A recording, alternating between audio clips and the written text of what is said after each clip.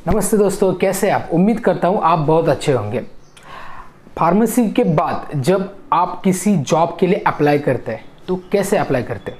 आप डायरेक्टली उस एचआर के पास जाते हैं और बोलते हैं कि मुझे जॉब चाहिए, या आप कंपनी से कांटेक्ट करते हैं और वहाँ पे इंटरव्यू लिया जाता है? ऐसा होता है? ऐसा होता नहीं है। स्टेप बाय स्टेप आपका इंटरव्यू लिया जाता है। Interview is the last part. लेकिन इससे पहले क्या होता है, आपको आपका रिज्यूमे सेंड करना होता है उस पर्टिकुलर ऑर्गेनाइजेशन को। तो रिज्यूमे सेंड करना मतलब आपका प्रेजेंटेशन पूरा उसमें होना चाहिए कि आप क्या हो, उसकी एक इमेज होती है, एक रिज्यूमे।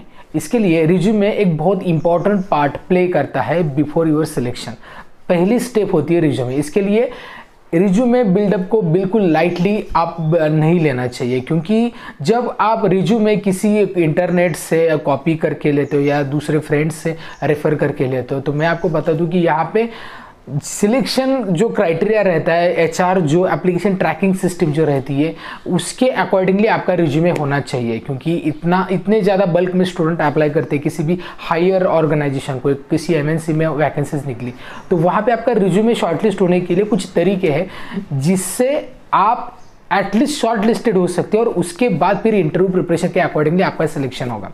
तो आज इस वीडियो में उसी पॉइंट के रिलेटेड मैं बात करूंगा कि रिज्यूमे कैसे बिल्डअप किया जाए। एक फार्मेसी स्टूडेंट्स का रिज्यूमे कैसा होना चाहिए। ये डी फार्मेसी के भी स्टूडेंट, बी फार्मेसी के भी स्टूडेंट और एम फार्म के भी स्टूडेंट इस रिज्यूमे के अकॉर्डिंगली आपका रिज्यूमे प्रिपेयर कर सकते हैं। तो चलिए इस इंपॉर्टेंट वीडियो को स्टार्ट करते हैं।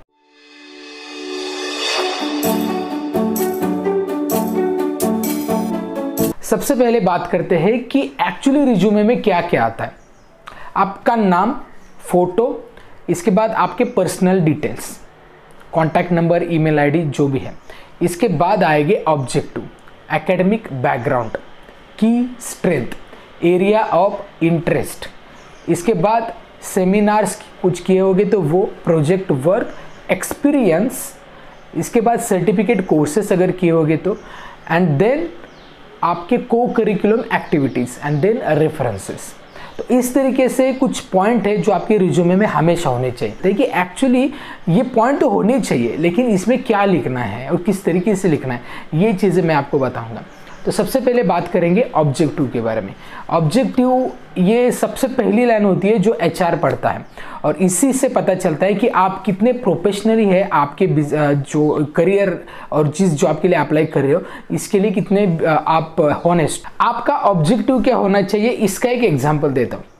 To obtain a position in an organisation that gives me an opportunity for self improvement, to improve my interpersonal skill which contributes organization growth as well as improve my technical skill and domain knowledge। मतलब आप जिस organisation में काम कर रहे हो उसी organisation, अगर ऑर्गेनाइजेशन के ग्रोथ के साथ आपकी भी स्किल की ग्रोथ होती है, so you are really happy to work in that particular organisation. तो ये ऑब्जेक्टिव है।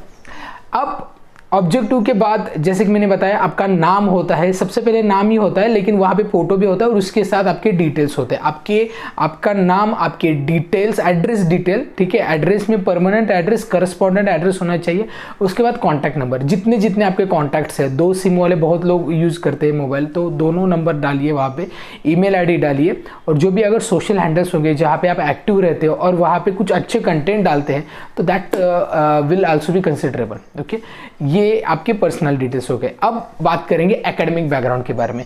अब एकेडमिक बैकग्राउंड में आपने अगर ग्रेजुएशन किया है, बी फार्म किया है, तो आप क्या डालेंगे, 10, 12 एंड ग्रेजुएशन, 3 क्वालिफिकेशन डालने हैं। अगर एम फार्म किया है तो 12th, graduation and your post graduation. So likewise आपको डालनी है।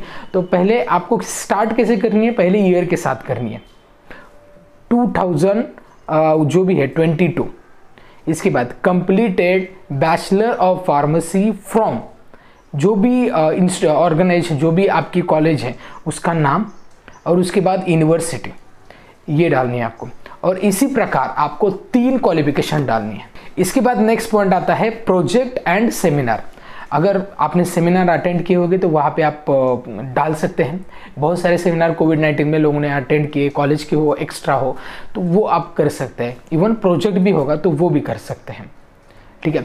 जैसे कि प्रोजेक्ट अगर करते हैं तो आपकी डिटेल्स क्या रहेगी, पहले प्रोजेक्ट का नाम, इसके बाद गाइडेंस, कौन से डिपार्टमेंट के फैकल्टी ने आपको गाइड किया। आप ऐसा बोल सकते हैं कि completed project on top medicines used for hypertension under the guidance of your faculty का नाम होगा from department of pharmacology. Okay, अब इसके बाद होता है सर्टिफिकेट कोर्सेस।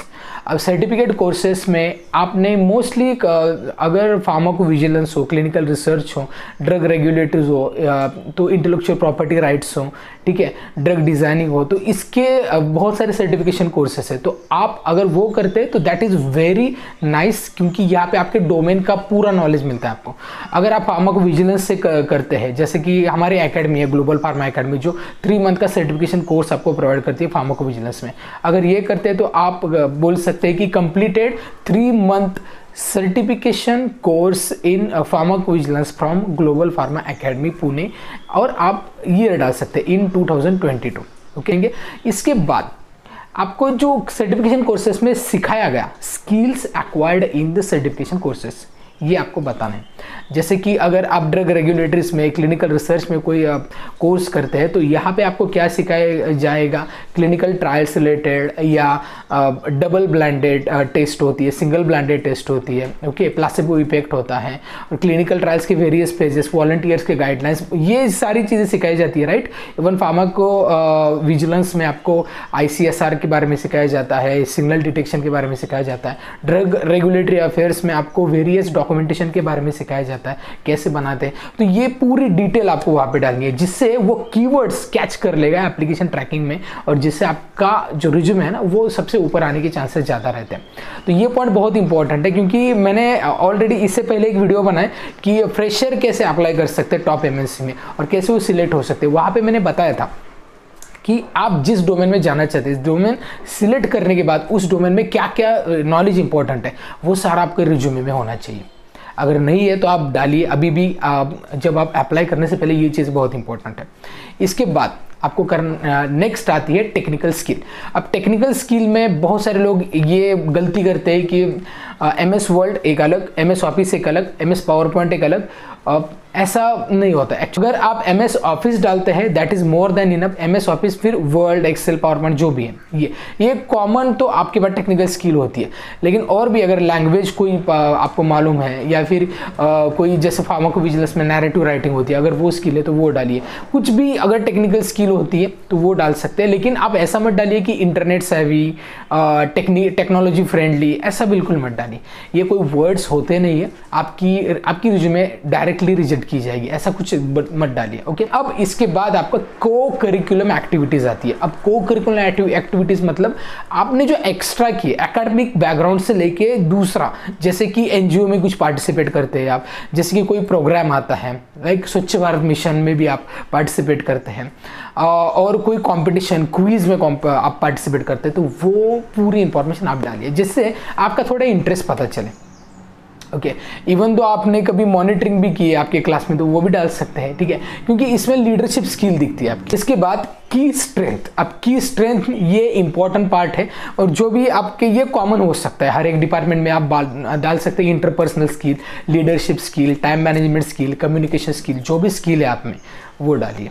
ओके, कोई भी HR स्किल के रिलेटेड पूछ सकता है, कभी भी कुछ भी पूछ सकते हैं। प्रोजेक्ट रिलेटेड ज़्यादा से ज़्यादा पूछते हैं लोग कि प्रोजेक्ट क्या किया, उसमें क्या सीखा है। कोर्सेज के रिलेटेड ज़्यादा पूछते हैं, सर्टिफिकेट कोर्स में क्या किया, ओके। और अगर गैप होता है एजुकेशन में उसके बारे में भी पूछेंगे, तो आपके पास वैलिड आंसर होना चाहिए। इसके बाद आपके एरिया ऑफ इंटरेस्ट। अब एरिया ऑफ इंटरेस्ट में सबसे इंपॉर्टेंट है, जिस डोमेन में जा रहे हैं उसी डोमेन के रिलेटेड एरिया ऑफ इंटरेस्ट होना चाहिए, ठीक है। जैसे प्रोडक्शन में जा रहा है, tablet means manufacturing, tablet manufacturing, capsule manufacturing, capsule coating हो, या फिर फॉर्मुलेशन, या फिर उससे रिलेटेड जो भी आते हैं, जो भी मशीनरीज हो, टेक्नोलॉजी हो, उससे रिलेटेड जो भी इंटरेस्ट है आपका वो आप दिखाइए वहाँ पे, जिससे वो डिटरमाइन हो सके कि yes this candidate is focus towards that domain. Okay, so इसकी वजह से ज़्यादा प्रोबेबिलिटी बढ़ती है कि आप इसमें सिलेक्ट हो सके।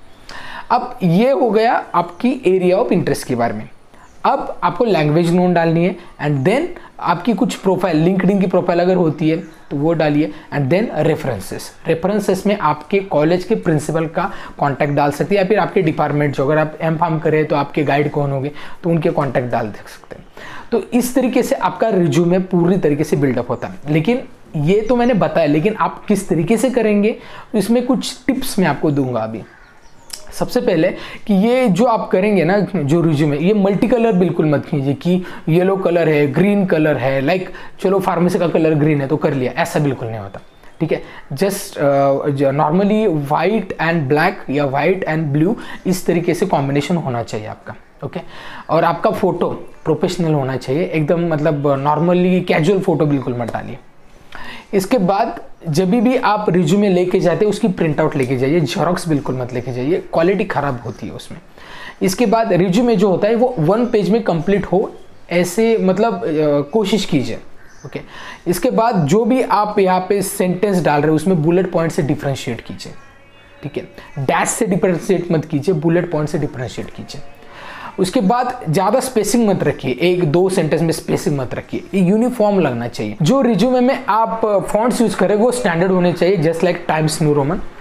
और ग्रामर चेक कीजिए, स्पेलिंग चेक कीजिए। इसके लिए क्या करना है आपको, जब आप रिज्यूमे कंप्लीट करते हो ना, उल्टा 2 बार पढ़ लीजिए। ओके, और लास्ट में आपकी साइन डालना मत भूलिए। इवन डिजिटल साइन भी आती है, जैसे कि कुछ एप्लीकेशन आती है जैसे साइन इजी, ये एप्लीकेशन डाउनलोड कीजिए और वहाँ पे वो आपका जो रिज्यूमे वो उस एप्लीकेशन में डालिए और वहाँ पे डिजिटल साइन कर सकते हैं आप और वो भेज सकते हैं, जो एक प्रोफेशनल रहेगा। ठीक है, डेट एंड साइन ये डालिए। सो इस तरीके से आप आपका रिज्यूमे बना सकते हैं एंड यस, ये रिज्यूमे प्रोफेशनली बना जाएगा और जिससे प्रोबेबिलिटी बढ़ती है कि आपके जॉब के एटलीस्ट शॉर्ट लिस्टेड के चांसेस सबसे ज़्यादा होते हैं। तो उम्मीद करता हूँ ये वीडियो आपके लिए बहुत मददगार रहेगा। इस वीडियो से आपको काफ़ी कुछ सीखने को मिला होगा। इसी प्रकार के वीडियो देखने के लिए हमारे चैनल ज़रूर सब्सक्राइब करें। हमारा channel farmer related, career, interview, business related information provide करता है। तो अगर आपको ऐसे वीडियो अच्छे लगते हैं तो आप हमारा चैनल ज़रूर सब्सक्राइब कीजिए और ये वीडियो शेयर करना बिल्कुल मत भूलिए। तो इस वीडियो को अंत तक देखने के लिए बहुत बहुत धन्यवाद। Thank you.